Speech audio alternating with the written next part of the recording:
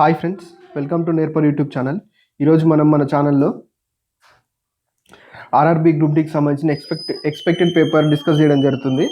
So ఇది multi tasking staff SSC ఎంటీఎస్కి జరిగిన 9/8/2019లోని afternoon shift. ఇది 12:30 to 2 PM. ఓకే, ఎంటీఎస్ ఇది కూడా 10th క్లాస్ బేస్డ్ కాబట్టి సో మ్యాక్సిమం మీకు ఇదే రేంజ్లో ఆర్ఆర్బీ గ్రూప్ డి పేపర్ వచ్చే ఛాన్స్ ఉంది. ఓకే, సో నెక్స్ట్ క్వశ్చన్స్లో first question, if speed of stream is 20% of the speed of boat in still water and it covers 120 kilometers upstream in 150 minutes, then what is the downstream speed of the boat antur? Okay, so chuddam.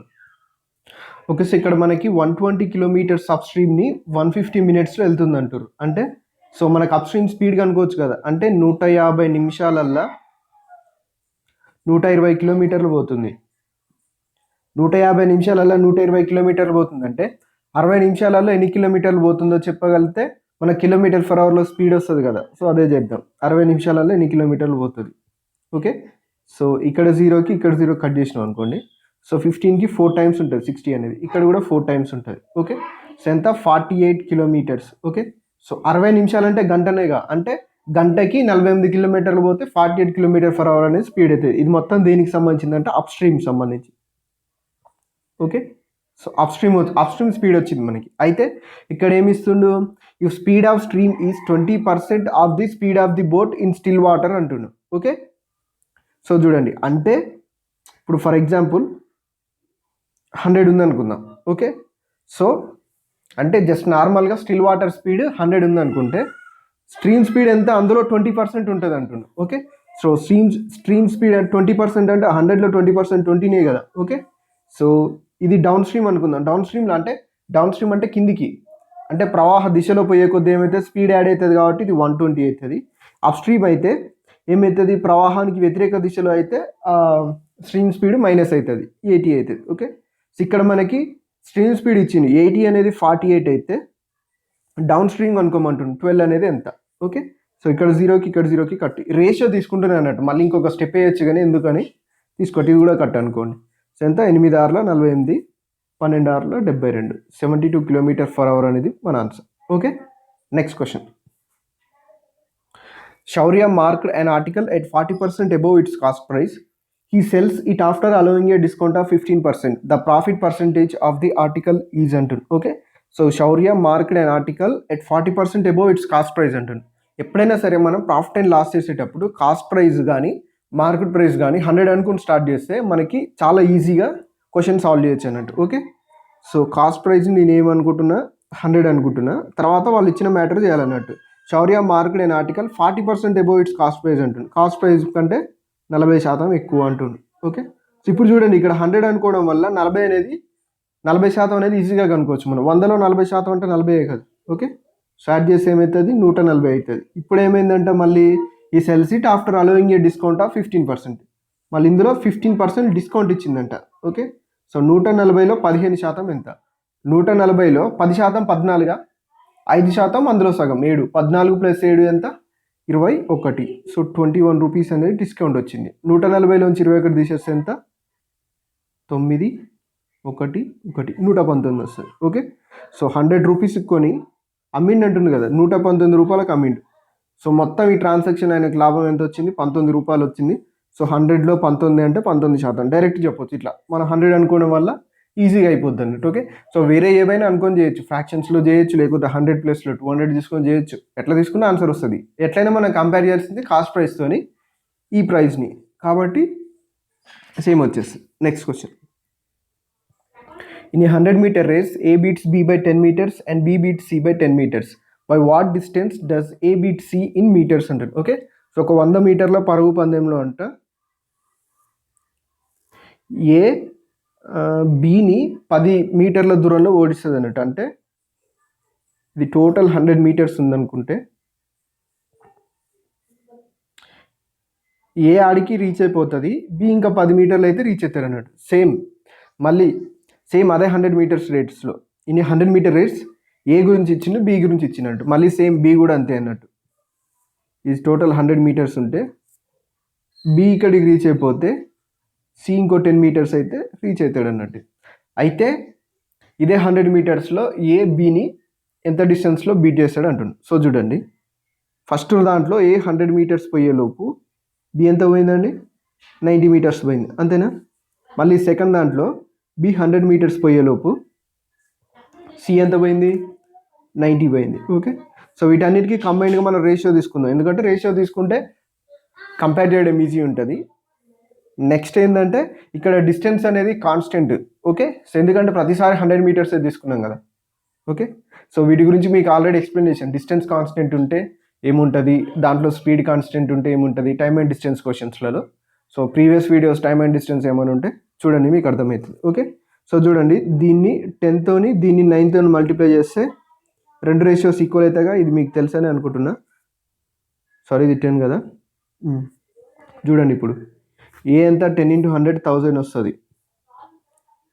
Okay, B 900 వస్తుంది. Okay, C ఎంత వస్తుంది, 810 వస్తుంది. 0కి 0కి 0కి cut. అంటే ఏ 100 మీటర్లు పోయేలోపు B 90 మీటర్లు పోతుంది, సి 81 మీటర్లు పోతుంది. అయితే ఏ సి ఎంత బీట్ చేస్తుంది అంటే 19 మీటర్లలో బీట్ చేస్తుంది, అంతేనా. 81కి 100 డిఫరెన్స్ అదే కదా. ఓకే, మ్యాక్సిమం రేసెస్ క్వశ్చన్ ఎట్లా వచ్చినా ఇట్లా రేషియో తీసుకుంటే చాలా ఈజీగా అయిపోతుంది. Okay, next question. Working together, A and B can complete a work in 12 days. They work together for 9 days, after which B leaves. If A finishes the remaining work in 5 days, then the number of days that B alone would take to complete the work is 100. Okay, so ఏ మరియు B ఇద్దరు కలిసి ఒక పనిని 12 రోజుల్లో చేస్తారు. ఏ మరియు B కలిసి 9 రోజులు పని చేసిన తర్వాత బి వెళ్ళిపోతాడు. అయితే ఏ మిగిలిన పనిని 5 రోజుల్లో చేస్తాడట.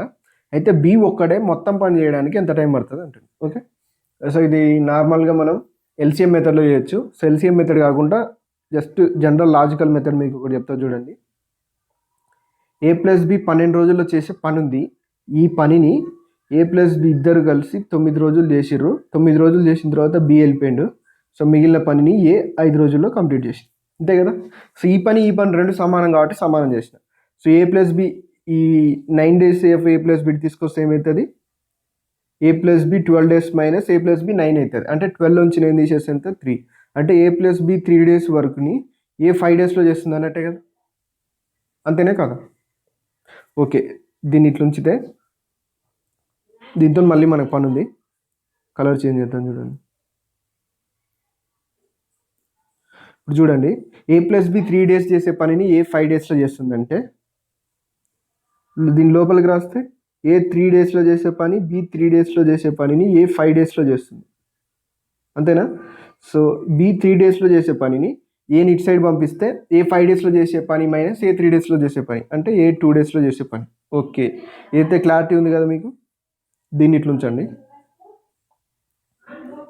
ఇప్పుడు చూడండి, ఏ ప్లస్ బి 3 డేస్లో చేసే పనిని ఎన్ని రోజులు చేస్తుంది, 5 డేస్లో చేస్తుంది, అంతేనే కదా. అంటే ఇప్పుడు ఏ ప్లస్ బి టోటల్ వర్క్ ఎన్ని రోజులు చేస్తే 12 డేస్లో చేస్తుంది కదా, అంతేనే కదా. 4 టైమ్స్ ఉంది కదా, ఇది కూడా 4 టైమ్స్ ఉంటుంది మనకు కావాల్సిన ఆన్సర్ కూడా. సో 5 4 ఎంత 20. అంటే టోటల్ వర్క్ని ఎన్ని రోజులు చేస్తుంది, 20 డేస్లో చేస్తుంది, అంతేనే కదా. ఏ టోటల్ వర్క్ ఎంత 20 డేసా ఇంటూ 10 టైమ్స్ కదా. సో బి కూడా టోటల్ వర్క్ ఎన్ని రోజులు చేస్తుంది into 10 times 30 days.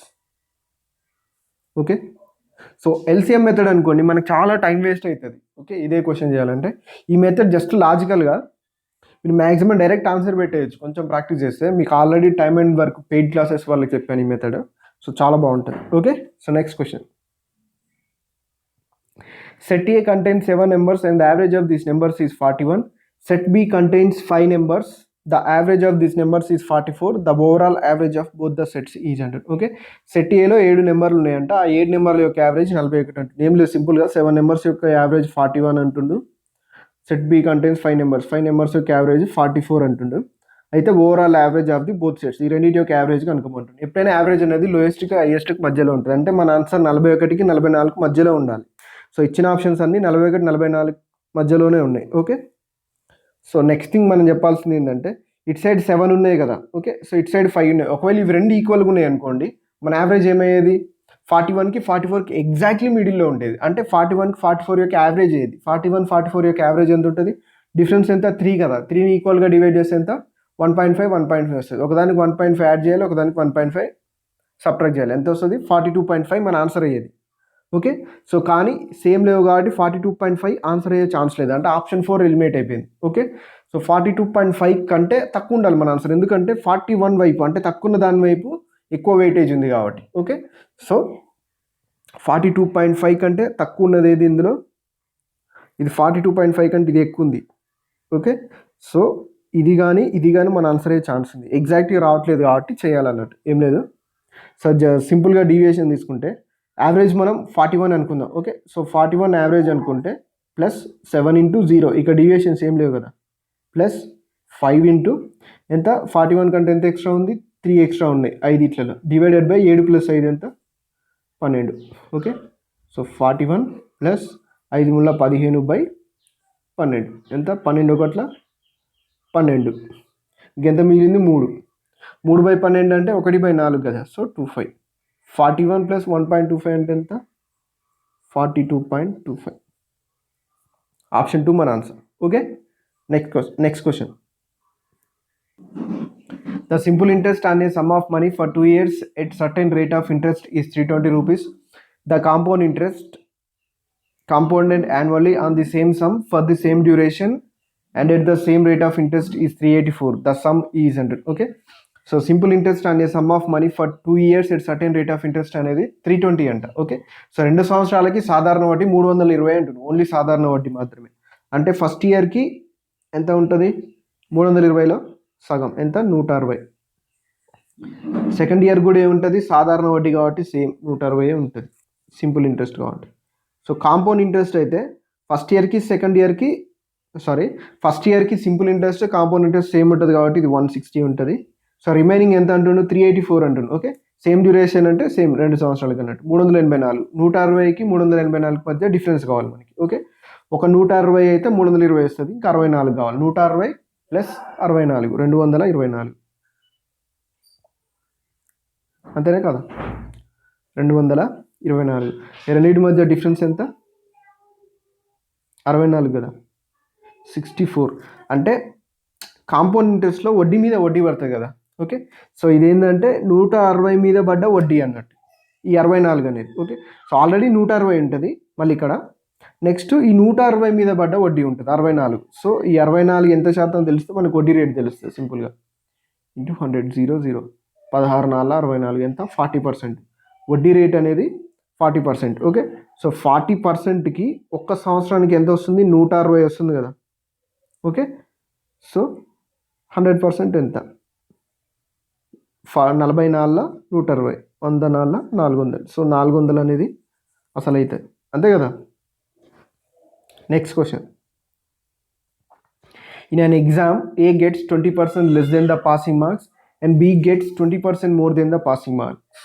If the sum of marks obtained by A and B is equal to the maximum marks, what is the ratio of passing marks to maximum marks అంటే? Okay, so passing మార్క్స్కి maximum మార్క్స్కి ratio కనుక్కోవాలి మనం. Okay, so చూడండి. Okay, so చూడండి. In an exam A gets 20% less than the passing marks అంటే ఏకి 80% of the passing marks వచ్చినట్టే కదా.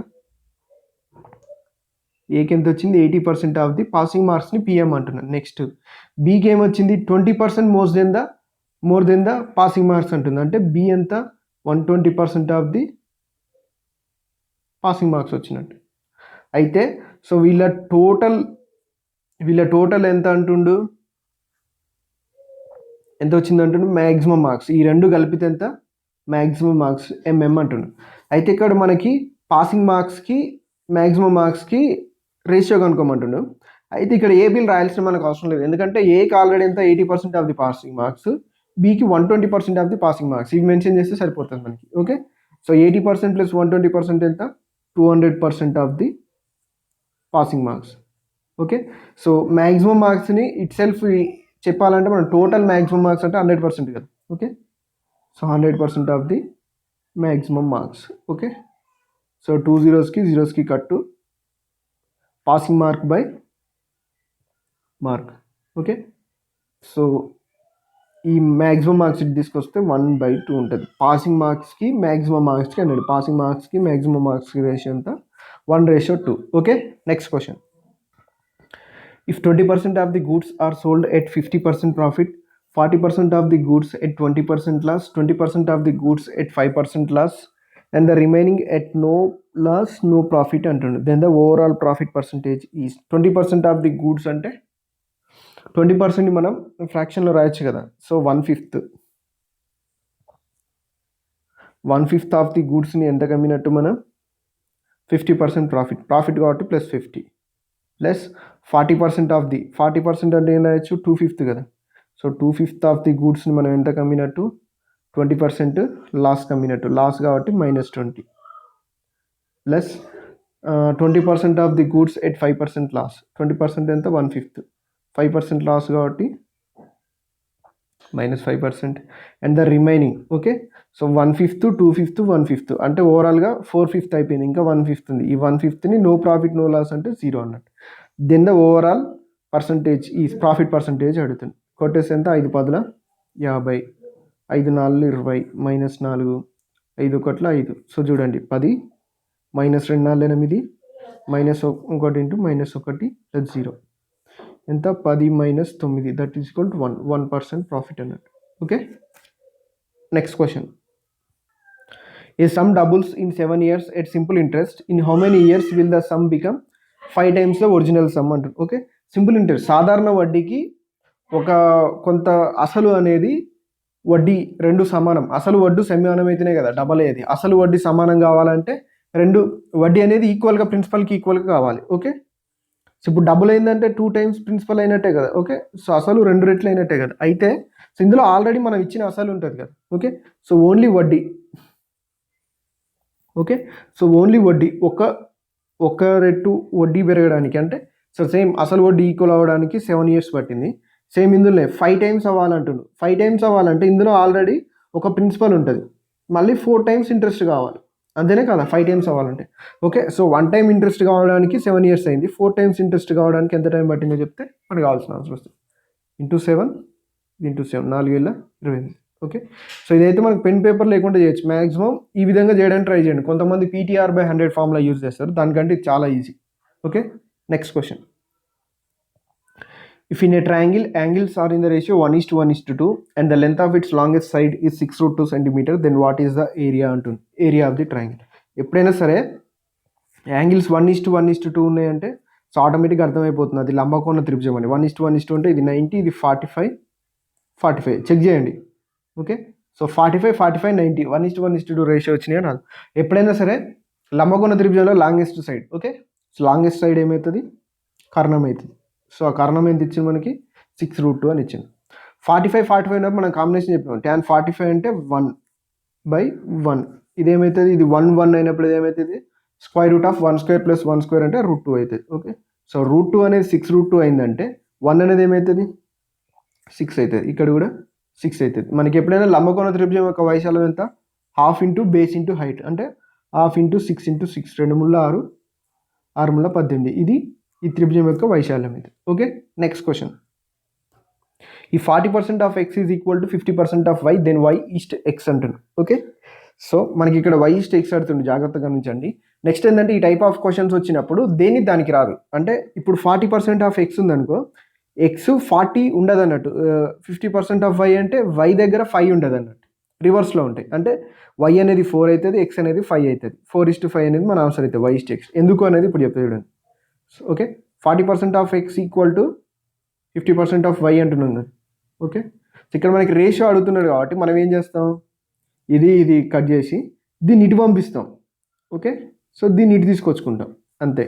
సో వైకి అనేది ఏమవుతుంది ఎక్స్ది కరస్పాండ్ అవుతుంది, ఈక్వల్ అంటుండు కాబట్టి. Okay, so 4/5 is equal to y/x అవుతుంది అంతే.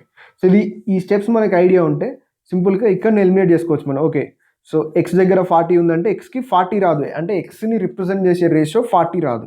సో అది వైకి సంబంధించింది 4 అనేది. అట్లా వై అడుగుతున్నాడు కాబట్టి 4:5. Okay, next question.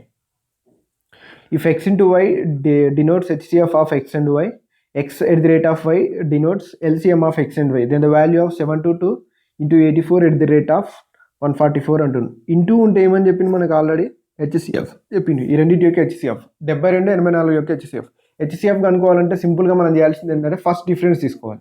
డిఫరెన్స్ ఎంత 12 కదా. సో 12తోని ఇవి కట్ అవుతున్నాయి అనుకో, ఆ 12 మనకు కావాల్సిన హెచ్సిఎఫ్ అయిపోద్ది. Okay, so 12 6 72, 12 84. సో హెచ్సిఎఫ్ ఏమవుతుంది 12 అవుతుంది. ఇప్పుడు 12 అంటుంది. అంటే 12కి 144కి మనం ఏం కనుక్కోవాలి, ఎల్సిఎం కనుక్కోవాలి. ఓకే, సో ఎల్సిఎం అంటే చూడగానే చెప్పవచ్చు 12 144 ఎల్సిఎం ఎంత 144. ఓకే, సో ఎల్సిఎం హెచ్సిఎఫ్ మీకు తెలుసనే అనుకుంటున్నా. Next question, the marks of 9 students in ascending order for a test are given below with median as 34. The value of k is అంటుంది. Okay, so k value కనుక్కోవాలి. సింపుల్గా ascending order అని వాడే చెప్తున్నాడు. Ascending order అంటే తక్కువ నుంచి ఎక్కువ. అంటే మన ఆన్సరు 16కి ఏమడుతుండు, the value of K value అడుగుతుండు. కే వాల్యూ అనేది 16 కంటే ఎక్కువ ఉండాలి, ఖచ్చితంగా 28 కంటే తక్కువ ఉండాలి. అంతేనే కదా.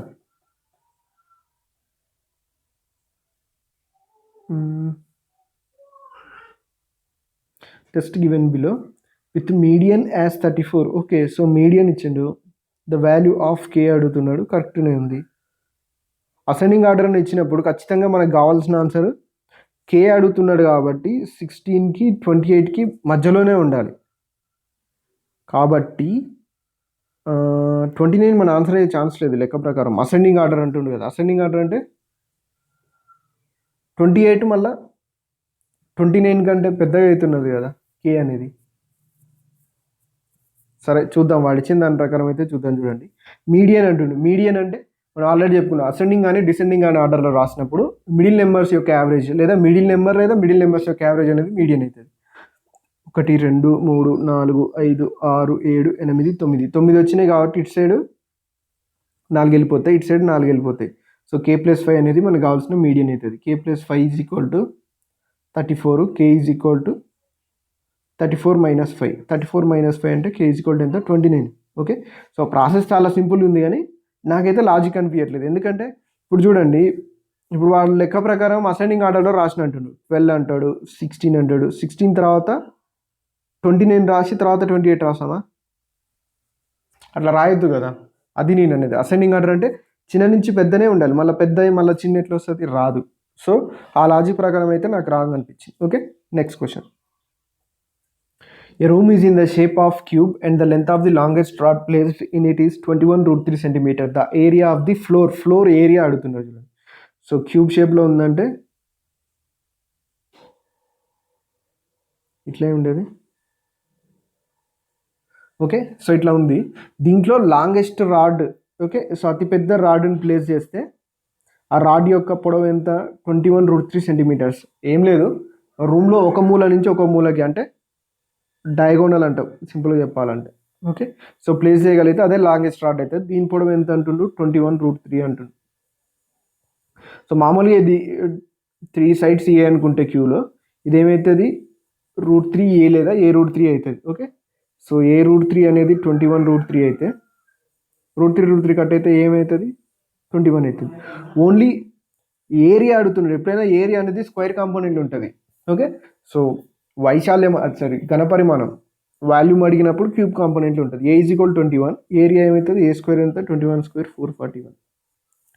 ఓకే, సో స్క్వేర్లలో ఉంది కాబట్టి cm². Next question, a fraction is such that the numerator is 5 less than the denominator, also 4 times the numerator is 1 more than the denominator. The fraction is అంటుంది. ఏం లేదు, ఫస్ట్ తీసుకుంది. ఏ fraction is such that numerator is 5 less than the denominator. Numerator అంటే పైది, denominator అంటే కిందిది. Okay, so దీనికంటే అది తక్కువ ఉండాలి, అంతేనా. సో ఇది అయితే తక్కువ ఉందా అంటే లేదు, ఇదైతే తక్కువ ఉందా అంటే ఉంది, ఇదైతే తక్కువ ఉందా అంటే ఉంది, ఇదైతే తక్కువ ఉందా అంటే ఉంది. ఓకే, ఒక ఆప్షన్ ఎలిమినేట్ అయిపోయింది చాలు మనకి, అంతే కదా. ఇక నెక్స్ట్ ఏమంటుండు, also 4 times the numerator is 1 more than the denominator అంటాడు. ఓకే, సో ఇది అయిపోయింది కాబట్టి మనం చెక్ చేయాల్సిన అవసరం లేదు. 4 times the numerator 4 × 12, ఇంకా దీనికి అంటే కింది దానికి ఒకటి యాడ్ చేస్తే 12 రావాలన్నట్టు. వస్తుందా అంటే రావట్లేదు, ఇది కూడా కాదు, సేమ్. మళ్ళీ 7 12 ఉంది కదా, ఏమంటుండు 7 4 28, 12కి మళ్ళీ ఒకటి యాడ్ చేస్తే 28 వస్తుందా అంటే రావట్లేదు. సో ఇది చూద్దాం, చూడండి 2 4 8. సో 7కి ఇంకొకటి యాడ్ చేస్తే 8 వస్తుంది కాబట్టి so this is our answer 2/7 అన్నట్టు. సరిగ్గా కనపడుతుందో లేదా, సో 2/7 వాడు ఇచ్చిన లాజిక్ ప్రకారం చూడండి. Also 4 times the numerator. 4 times the numerator అనేది is 1 more than the denominator. Denominator కంటే ఇంకొకటి ఎక్కువ యాడ్ చేస్తే న్యూమరేటర్కి 4 times రావాలి. వస్తుందా రావట్లేదు? 2 4 8 7 + 1 8 వచ్చిందా? సో అదే వాడు అడుగుతున్నాడు. అది పాసిబుల్, దాన్ని సాటిస్ఫై చేసేది ఏంది? Option 4. Next question. The value of 3576 + 4286 + 6593 divided by 201 + 105 + 107. Just ఏం లేదు, యాడ్ చేసి డివైడ్ చేయడమే. సారీ. సో చూడండి, యాడ్ చేద్దాం. ఎప్పుడైనా మనం యాడ్ చేసేటప్పుడు 2 విధాలుగా యాడ్ చేసుకోవచ్చు. ఎట్లా అంటే, సో యూనిట్ డిజిట్స్ని యాడ్ చేసుకోవడం, తర్వాత అట్లా కాకుండా వేలని యాడ్ చేసుకోండి. ఇది 3000 + 4000 + 6000 కదా. 6000 + 4000 ఎంత? 10000. 10000 + 3000 ఎంత? 13000. ఆ 13000ని పక్కన పెట్టేద్దాం. ఓకే, 13000. నెక్స్ట్ 500 + 200 700. 700 + 500 ఎంత? 1200. అట్లా. సో ఇదేంటంటే సింపుల్గా ఉంటుంది ఈ విధంగా అయితే, కన్ఫ్యూజ్ కాకుండా. నెక్స్ట్ 70 80 150. 150 + 90 240. మళ్ళీ 6 6 12 12 + 3 ఎంత? 15. సో వీటన్నిటిని యాడ్ చేయడమా, లేకుంటే మళ్ళీ వీటిని గుర్తుపెట్టుకొని ఏమంటే ఈ సెకండ్ వచ్చినప్పుడు దీనికి యాడ్ చేసుకోవాలి. 13000 + 1200 14200. 14200 + 240 14440. 440 + 15 14455. నెక్స్ట్ ఇవి 200 + ఎంత? 400. 400 + 13 413. సింపుల్. ఓకే, సో మనకి దీన్ని మల్టిప్లై చేస్తేనే కదా మనకు కావాల్సింది వచ్చేది. సో ఇక్కడ యూనిట్ డిజిట్ 5 ఉంది, ఇక్కడ యూనిట్ డిజిట్ 3 ఉంది. అంటే మనం మల్టిప్లై చేసే దాని చివరిలో కూడా యూనిట్ డిజిట్ 5 ఉంటేనే ఇక్కడ 5 వచ్చే ఛాన్స్ ఉందా? సో చూడండి, అట్లా వచ్చే ఓన్లీ 1 ఆప్షన్ ఉంది కాబట్టి ఇదే మన ఆన్సర్ అండి. Okay, next question. If height of A circular cone is decreased by 10% and its radius is increased by 30%, then what will be the change in its volume? Okay, ఎప్పుడైనా సరే మనకి volume అని ఇచ్చినాం అనుకోండి, అది 3 కాంపోనెంట్స్ సంబంధించింది. ఒకటి హైట్, రేడియస్కి స్క్వేర్ ఉంటుంది, అంతేనే కదా. సో πr² h ఉంటుంది, 1/3 πr² h ఉంటుంది కోన్ వాల్యూమ్ ఎప్పుడైనా సరే. ఓకే, సో ఇప్పుడు ఏమంటుందంటే రేడియస్ అనేది ఎప్పుడైనా స్క్వేర్లో ఉంటుంది మన వాల్యూమ్ అనుకునేటప్పుడు. హైట్ అనేది 10%. సో ఇప్పుడు 3 కాంపోనెంట్స్ కాబట్టి మనం 3 సక్సెసివ్ తీసుకోవాలంటే అంతే సింపుల్గా. సో స్టార్టింగ్లో 100 ఉంది అనుకుందాం, హైట్ తగ్గింది కాబట్టి 10% హైట్ తగ్గింది అనుకుందాం. తగ్గితే ఏమవుతుంది? 90 అవుతుంది. ఇప్పుడు ఏమవుతుంది? ఇప్పుడు 10% రేడియస్ ఇంక్రీజ్ అయింది అంటుంది. రేడియస్ అనేది స్క్వేర్ కాంపోనెంట్ కాబట్టి దీన్ని 2 times తీసుకోవాలంట. ఓకే, సో ఎట్లా చెప్తున్నాడు? 90లో 10% అంటే 9 కదా, 99 అవుతుంది. మళ్ళీ ఇంకొక 10% అన్నట్టు. 99లో 10% ఎంత? 9.9. 99 + 9.9 9 9 18 కదా, 108.9 అవుతుంది. అంటే 100 ఉన్నది 108.9 అయిందంటే వైశాల్యం ఎంత? 8.9% పెరిగింది అన్నట్టు. ఓకే, సో ఖచ్చితంగా అయితే పెరుగుతుంది. డిక్రీజెస్ అనే ఆప్షన్స్ అనేవి మనం ఎలిమినేట్ చేసుకోవాలి. ఎందుకంటే హైట్ 10% తగ్గి రేడియస్ 10% పెరిగింది అనుకో.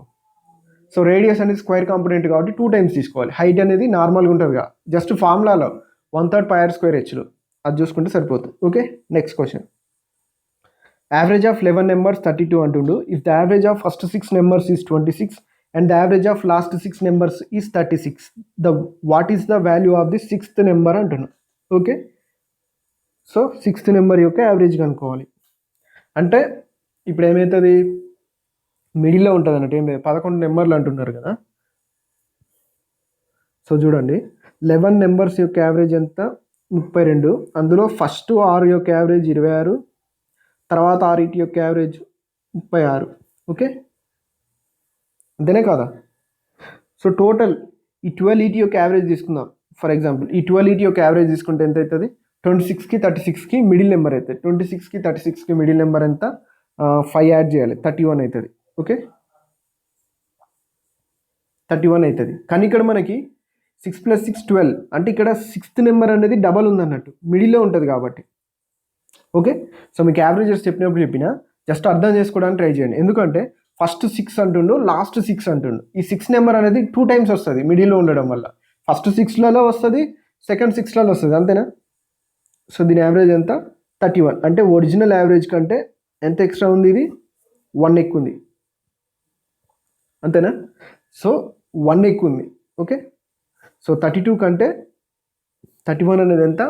1 ఎక్కువ ఉంది కదా. ఓకే, సో 1 డిఫరెన్స్ ఉంది. ఈ 1 అనేది ఎలా ఎలా తగ్గుతుంది? ఈ 11 ఈట్కి ఒక్కొక్కటి ఇవ్వాలి మనం మళ్ళీ. ఓకే, సో 11 ఈట్కి ఒక్కొక్కటి ఇచ్చేయాలి, ఇస్తున్నాం కాబట్టి మైనస్ అన్నట్టు. Okay, so 31 minus 11 that is equal to ఎంత? 20. సో దీని గురించి నేను యావరేజెస్ చెప్పినప్పుడు ఎక్స్ప్లెయిన్ చేశాను. సో మళ్ళీ ఎప్పుడైనా టైం ఉంటే చెప్తాను, ఎందుకంటే ఇప్పుడు అంత చెప్పేంత టైం లేదు. Okay, next question. Amar, Bhavan, Chetan and Dinesh have a total of 150 with them. Amar has 1/4 of the total amount with the others. The amount with Amar is. అంతే కదా. సో అమర్, భవన్, చేతన్ అండ్ దినేష్ వాళ్ళ నలుగురు దగ్గర కలిసి 150 ఉన్నాయి. Amar has 1/4 of the total amount with the others. With the others అంటే నలుగురికి కలిపా లేదా ముగ్గురికి కలిపా అనేది క్లారిటీగా అయితే ఇవ్వలేదు మనకి ఇక్కడ. సో చేద్దాం చూడండి, నేనైతే ముగ్గురికి అనుకుంటున్నా, అదర్స్ అంటే మిగిలిన వాళ్ళు అన్నట్టు కదా. సో మిగిలిన వాళ్ళు అనుకుంటున్నా. సో చూడండి, Amar has 1/4 of the total amount with others. Others అంటే ఎవరు ఉన్నారు ఇంకా? సారీ కొంచెం, అదర్స్ ఎవరున్నారు? భవాన్, చేతన్, దినేష్. ఈ 1/4 అనేది ఇచ్చేది రావాలి కదా, 1/4 ఉన్నాయి అన్నట్టు. ఓకే, సో టోటల్ ఎంత? సింపుల్గా చెప్పాలంటే టోటల్ ఎంత? 5 పార్ట్స్ కదా. సో 5 పార్ట్స్ అనేది అంతే కదా, 1 + 4 5 పార్ట్స్ అనేది 150 అయితే అమర్కి ఎంత దగ్గర ఎంత ఉంటుంది? 1 పార్ట్ ఉంటుంది. 5 అనేది 150 అయితే ఎంత? 5 × 15. అమర్ ఒకడే కాబట్టి 1 పార్టే కాబట్టి ఎంత? 30 ఉంటాయి సింపుల్గా చెప్పాలంటే. అంతేనా కదా. So 1/4 of the B + C + D others అన్నాడు కదా. సో మిగిలిన ముగ్గుల దగ్గరలో 1/4 ఉంటాయి. ఓకే, సో టోటల్ అయితేనే 5 పార్ట్స్ కదా, 1 + 4 5 పార్ట్స్. ఇందులో అమర్కి 1 పార్ట్ వస్తుంది అన్నట్టు, 1/4 మిగతా వాళ్ళతో కంపేర్ చేస్తే. ఓకే, సో అట్లా అన్నట్టు. Next question. The value of X అడుగుతున్నాడు. 45 × x = 25% ఆఫ్ 900 అడిగి. సో వాల్యూ ఆఫ్ ఎక్స్ అంటే ఎంత? 45 90 0. 25% ఆఫ్ 20 1/4 ఆఫ్ 20 అంటే 5. ఆప్షన్ 4 అనేది మన ఆన్సర్. Next question. ఈ shopkeeper sold an article for 180 by making a profit of 20%. The shopkeeper offered a discount of 30 rupees on the market price. How much % above the cost price the article is marked అంటుంది. Okay, so ఒక షాప్కీపరు ఒక వస్తువుని 180 రూపాయలకు అమ్మిండు. అదేంటిది? Selling price కదా. So చూడండి జాగ్రత్త, సెల్లింగ్ ప్రైస్ అనేది 180. దీనివల్ల ఏమైందంటే ఆయనకి 20% ప్రాఫిట్ వచ్చిందంట. ఓకే, సో 20% ప్రాఫిట్ వచ్చింది. ఓకే, సో ప్రాఫిట్ ఎప్పుడైనా దేని మీద తీసుకుంటాం మనం? కాస్ట్ ప్రైస్ మీద తీసుకుంటాం. దీని రేషియో మెథడ్లో చెప్తా చూడండి. ప్రతిసారి 100 అనుకోవడం కంటే రేషియో మెథడ్ చెప్తా, అది కూడా నేర్చుకోండి. 20% ప్రాఫిట్ అంటే ఎంత? 1/5 వంతు ప్రాఫిట్ అన్నట్ట. సో ఈ 1 అనేది ప్రాఫిట్, ఇది cost price. Cost price plus profit కలిపితే ఏంటిది? సెల్లింగ్ ప్రైస్ కదా. అంటే 6 పార్ట్స్ అనేది సెల్లింగ్ ప్రైస్. మనకి కాస్ట్ ప్రైస్ కావాలంటే ఎంత? 5 పార్ట్స్ కదా. సో 6 × 18, 5 × 15. ఈ 150 రూపాయలు అనేది కాస్ట్ ప్రైస్. అయితే ఏంటంట, ఈ షాప్కీపర్ మళ్ళీ 30 రూపీస్ డిస్కౌంట్ ఇచ్చిందంట. అంటే సో మార్కెట్ ప్రైస్ అనేది ఈ 180 కంటే ఇంకొక 30 ఎక్కువ ఉంటుంది డిస్కౌంట్ ఇచ్చింది కాబట్టి. అంటే 180 ఈ మార్కెట్ ప్రైస్కి 30 తగ్గిస్తే అది 180 అవుతుంది కదా, అమ్ముతాడు కదా, అంతే కదా. సో 180కి 30 యాడ్ చేస్తే ఎంత? 210. అయితే how much % above the cost price the article is marked అంటాడు. ఓకే, సో 150 రూపాయలకు కొన్నాడు, 210 రూపాయలు ముద్రించి 180 రూపాయలకు అమ్మిండి అన్నట్టు. ఓకే, సో ఎంత? 150 రూపాయల నుంచి 210. How much % above the cost price, cost price కంటే ఎక్కువ ఎంత ముద్రించిండో అడుగుతాడు. ఎంత ముద్రించిండో? 60 రూపాయలు బై 150 ఇంటూ 100. 0కి 0 కట్టు, 15 4 60, 4 10 40, 40%. Okay, so maximum money questions అయిపోయినాయి. ఓన్లీ నేను ఒక ఏమంటారు అవి డాటా ఇంటర్ప్రిటేషన్ మాత్రమే వదిలేసిన, ఎందుకంటే నా డిస్ప్లేలో స్పేస్ సరిపోదు, అది కనపడవు, మీకు సరిగ్గా కనపడవు, నాకు సరిగ్గా కనపడవు చెప్పడానికి. సో అది నెక్స్ట్ థింగ్ ఏంటంటే ఇంకా మీకు ఎవరికైనా ఇంకా గ్రూప్ డీకి సంబంధించి ఇంకా మంచి క్వశ్చన్స్, కాన్సెప్ట్స్ ఇవన్నీ నేను ఆల్రెడీ ఎక్స్ప్లెయిన్ చేశాను, కాకపోతే ఇంగ్లీష్లో ఉంటాయి. సో ఎవరైనా కావాలనుకుంటే జాయిన్ అవ్వచ్చు. ఓకే, సో 9849169471కి వాట్సాప్ చేయండి, పెయిడ్ క్లాసెస్. నెక్స్ట్ థింగ్ ఏంటంటే కిరణ్స్ బుక్ కంప్లీట్ ఎక్స్ప్లెనేషన్ కూడా ఉంది. సో ఎవరికైనా కావాలనుకుంటే అది కూడా జాయిన్ అవ్వచ్చు, మీ ఇష్టం. ఆర్థమెటిక్ ఉంది, రీజనింగ్ ఉంది, అది ఎవరికైనా యూజ్ అవుతుంది. ఇప్పుడున్న సిచ్యువేషన్లో కిరణ్స్ బుక్ అనేది చాలా బాగా యూజ్ అవుతుంది. Okay, so all the best అందరికీ. Thank you. మ్యాక్సిమం అందరికీ జాబ్స్ రావాలని కోరుకుంటున్నాను ఈ వీడియో చూసే వాళ్ళందరికీ.